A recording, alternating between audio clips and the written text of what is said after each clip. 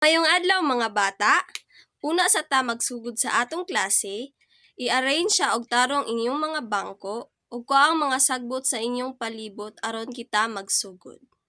Humana class? Okay, mag-pray sa ta.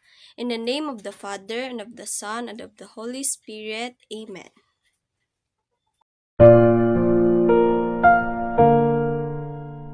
Please bow your heads and let us pray. Dear Jesus, please show me how to spend this day sharing your love in every way. Help me to be kind to everyone, to play and laugh and have lots of fun, shining your light and giving your grace, sharing your joy with a smile on my face. Angel of God, my guardian dear, to whom God's love commits me here. Ever this day be at my side, to light and guard, to rule and guide. Amen. Check ako sa inyong attendance. Ibunalo? Olpos? Ubanan? Okay, very good. Walay ni absent today. Isulti na mga rules and regulation para kini inyong masunod. Kinaunhan, respeto. Dapat yun ta mag-respect sa atong teacher and classmate if naa sila itabi sa atubangan. Ikaduha, i-raise inyong hand if naa mo'y question. Dili mo ditso-ditso mo tabi para dili ma-interrupt ang naa ga-discuss. Ikatulo, maminaw sa teacher og sa discussion. Karon na ako ipag-games ninyo. Andam na ba mo? Gitawag ni siya og jumbled words. Na ako'y ihatag nga 5 ka mga English words o mga pulong, inyuha kining i-arrange.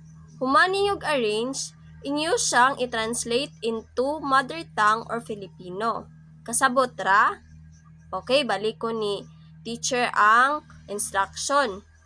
Na ako'y ihatag ninyo ka mga 5 ka English words. Inyuha kining i-arrange. Human niyog arrange, inyuha siyang i-translate into mother tongue or Filipino. For example, O-S-H-E-S. Unsa man nga word ang imong ma-arrange ana. So, ang English ana is shoes. Unsa may Tagalog sa shoes? Sapatos. So, inanaon ninyo pag-answer. Kasabot ra class? Unsa inyong namatikdan sa mga pulong nga gihatag ni teacher? Yes, Cedric? Very good. Unsa kaha ni nga mga pulong? Yes, Chien? Very good. Unsa kaha ang atong leksyon karong adlaw? Yes, very good. Karon, ato pa jung sabton ug tun-an unsa jud ni ang English words equivalent to mother tongue and Filipino. Kitang mga Pilipino nag-communicate gamit ang duha ka major nga mga pinulungan. Una, Ingles, ikaduha ang Filipino. Gawas niini, daghan usab ang mga sinultian nga gigamit sa atong nasod. Pananglitan, sa Southern Tagalog region, ang major nga sinultian mao ang Tagalog. Samtang sa Visayan region, adunay lain-lain nga sinultian saba sa Cebuano, Waray, ug sa uban pa. Kini nga mga lain-laing sinultian gitawag nga mother tongue nga pinulungan.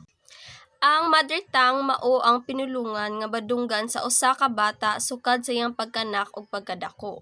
Kini usab makatabang sa paghatag og klaro nga porma sa atong mga emosyon ug paghuna-huna.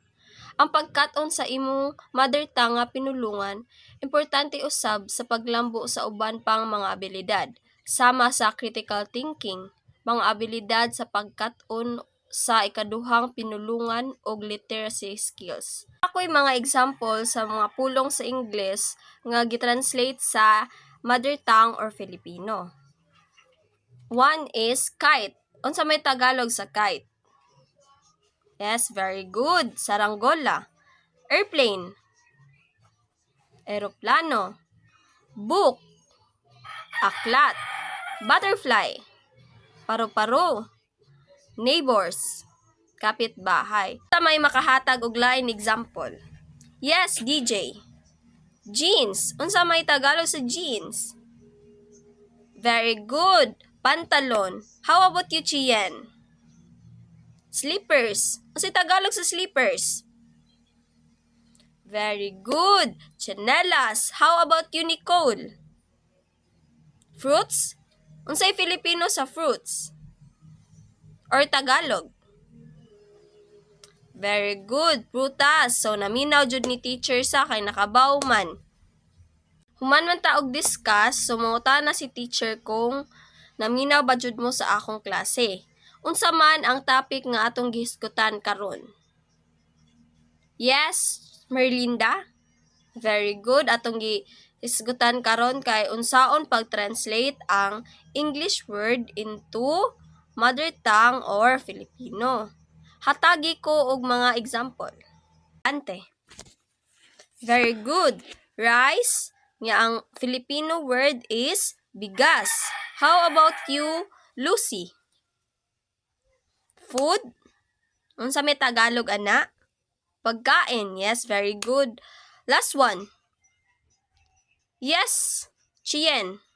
Umbrella and payong. Yes, very good. Sakto to inyo mga example.